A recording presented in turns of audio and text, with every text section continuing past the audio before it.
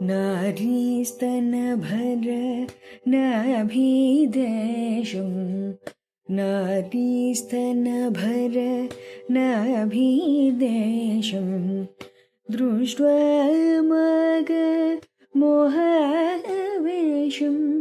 दृष्ट्वा मग मोहावेशं एतन्मांसव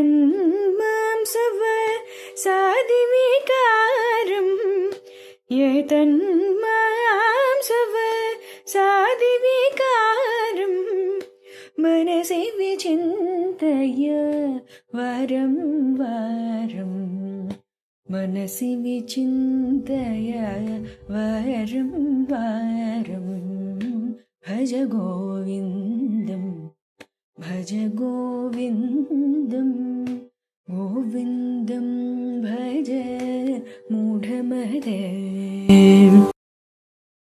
శ్రీ శ్రవణ ఛానల్కి శ్రోతలందరికీ కూడాను మరొక్కసారి స్వాగతం. ఈరోజు మనం 3వ శ్లోకాన్ని చెప్పుకున్నాం.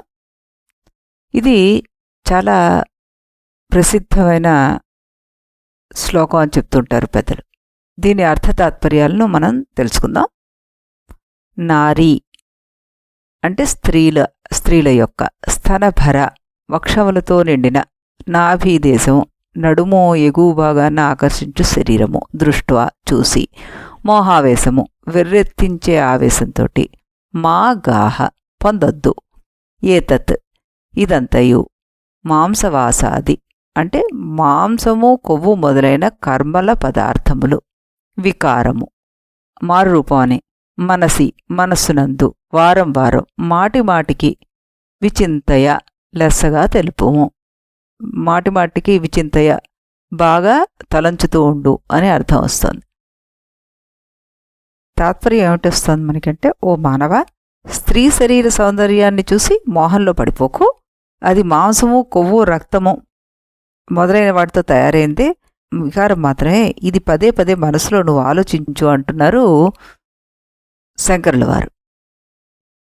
ఇక్కడ ఆదిశంకరులు స్త్రీని తక్కువ చేయడం లేదు, శరీర మోహాన్ని ఖండిస్తున్నారంతే. అది పురుషుడైనా స్త్రీ అయినా శరీరం పైన అతిశయమైన ఆకర్షణే మనిషిని సంసార బంధంలోకి బిగించేస్తుంది. శరీరం జన్మిస్తుంది, వృద్ధాప్యాన్ని పొందుతుంది, రోగాన్ని తెచ్చుకుంటుంది, చివరికి నాశనం అవుతుంది. కానీ మనిషి దాని శాశ్వతం అని అనుకుంటూ ఉంటాడు. అది మోహం.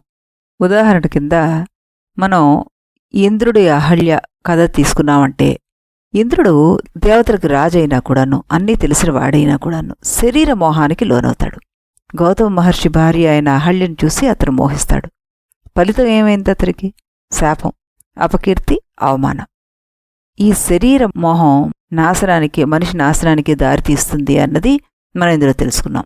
అలాగే ఇంకొక ఉదాహరణ చెప్పుకుంటే మనం విశ్వామిత్రుడు, మేనక.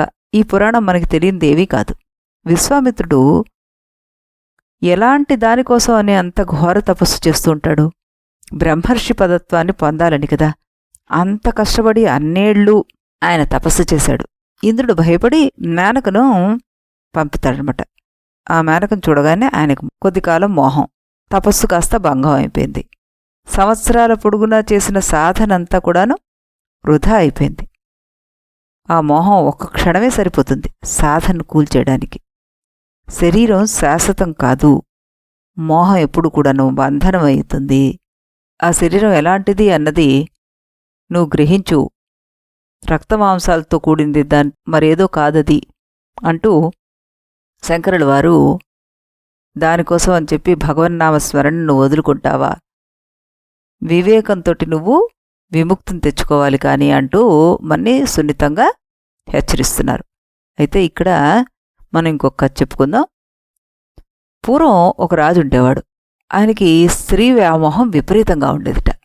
ఆయన కంటపడిన ప్రతి అందంగా ఉన్న అమ్మాయిని ఆయన తన దరికి పిలిపించుకునేవారట. అందుచేత అతని రాజ్యంలో స్త్రీల జీవనం చాలా కష్టమైపోయింది. ఇలా ఉండగా ఓ రోజు ఒక వైశ్య యువతి మీద ఈయన దృష్టి పడింది. వాడి తండ్రికి కబురు పంపించాడు ఆ రాజు. ఆ తండ్రి హడలిపోయాట. ఇదేం కర్మ అనుకుంటూ బాధపడిపోయి కుమార్తెకి రాజు గురించి చెప్పాట. ఆవిడ ఆ కుమార్తె చాలా తెలివైన ఆవిడ. తండ్రికి ధైర్యం చెప్పి, ఒక వారం రోజుల్లో నేనే వస్తానని పల్లకీలు పంపమని కబురు చేయండి నాన్నగారు అందిట. తండ్రి అలాగే కబురు చేశాడు రాజుకి. తానేమీ నిర్బంధించకుండానే స్వయంగా వస్తోందని అంటోంది కాబట్టి అతనేం తొందరపడకుండా ఓపిగ్గా ఎదురుచూస్తున్నట్ట ఆవిడ కోసం. ఆ వారం రోజులు ఆ సౌందర్యవతి తన సౌందర్యాన్ని 2 బంగారు బిందెల్లో నింపే ప్రయత్నం చేసింది. ఎలా? రోజూ ఆముదం లాంటిది పుచ్చుకోవడం, ఉప్పు నీళ్లు తాగడం, విరోచనాలు, డోకులు ఇవి అవుతుంటే వాటన్నింటినీ బిందెల్లో పెట్టిందిట. ఇలా వారం రోజులు గడిచేసరికల్లా ఆవిడ వేళ్లాడిపోయి ఒట్టి ఎముకలు కూడైపోయింది. సరే, వారం రోజుల తర్వాత ఈ రాజుగారు పల్లకిల్ని పంపించారట. పల్లకిల్లో ఈవిడ ఈ బిందెల్లో పెట్టిన వాటినన్నింటినీ కూడాను దాంట్లోకి ఎక్కించి వాటి మీద పట్టు వస్త్రం కప్పి తాను ఆ పల్లకిల్లో అంతఃపురానికి వెళ్ళిందిట. ఆవిడ కోసం తెగ ఆతృతగా ఎదురు చూస్తున్న అతను ఆవిడ్ని చూడాలని చెప్పి ఆ మేలు ముసుగుని తీయమన్నట్ట. ఎప్పుడైతే తన పరదాన్ని తీసేసిందో ఆయన ఆవిడ్ని చూసి హడలిపోయాట. ఈవిడేమిటి ఇంత వికృతంగా తయారైపోయింది, ఎముకలు గూడులాగా అనుకున్నట్ట. అప్పుడు ఆయన ఏమిటి ఇలా అయిపోయావు అంటూ అడిగితే ఆవిడ, నాకేం కాలేదు రాజా, నా సౌందర్యాన్ని అంతటినీ నీకు సమర్పించాలని చెప్పి నేను బిందెలతోటి తీసుకొచ్చాను చూడండి అంటూ ఆ బిందెల్ని అక్కడ పెట్టిందిట. వాటిని చూడగానే ఈ మహారాజుకి సున్నితంగా దెబ్బ కొట్టినట్టుగా అనిపించిందట. ఈ పదార్థాలే నా శరీరంలో ఉన్నప్పుడు నేను మీకు అందంగా కనిపించాను, ఇదిగో వాటిని తీసేస్తే చూడండి ఎలా తయారయ్యానో అంటూ ఆవిడ మాట్లాడిన ఆ మాటలకి సిగ్గుపడిపోయాడు రాజు. ఈ రకంగా ఆవిడ సున్నితంగా అతనికి తెలియజేసిందేంటి?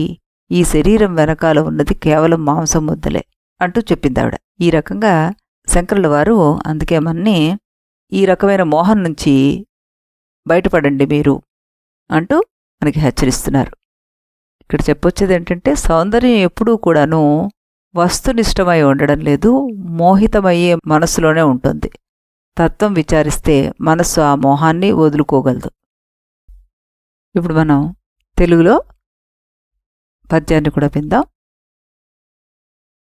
కామిని అందము కాంచిన వేళ మోహము చెందకు మందమతి, రమణి సొంపుల రమ్య శరీరము రుధిర మాంసముల రోతమయం. కామిని అందము కాంచిన వేళ మోహము చెందకు మందమతి, రమణి సొంపుల రమ్య శరీరము రుధిర మాంసముల రోతమయం. పొంగులు అన్ని కృంగిన వేళ కంకాళమే ఈ శేషకాయము. పొంగులు అన్ని కృంగిన వేళ కంకాళమే ఈ శేషకాయము. నిజమిది మదిలో నిత్యము తలచి మోహము త్రుంచుము ముదితమతి. నిజమిది మదిలో నిత్యము తలచి మోహము త్రుంచుము ముదితమతి. స్మరించు హరిని స్మరించు హరిని స్మరించు హరిని సుగుణమతి. భజించు హరిని భజించు హరిని భజించు హరిని బుద్ధిమతి. డాక్టర్ గారు ఈ పద్యాన్ని చాలా చక్కగా పాడి మనకి వినిపించారు. మనకి సప్త వ్యసనాలు అంటుంటారు. ఆ దుర్వ్యసనాలు 7 ఏమిటంటే, 1 పరస్త్రీ వ్యామోహము, జూదము, మద్యపానము, వేట, కఠినంగా పరుషంగా మాట్లాడడం, అపరాధాన్ని మించి దండించే స్వభావం ఉండడం, డబ్బు.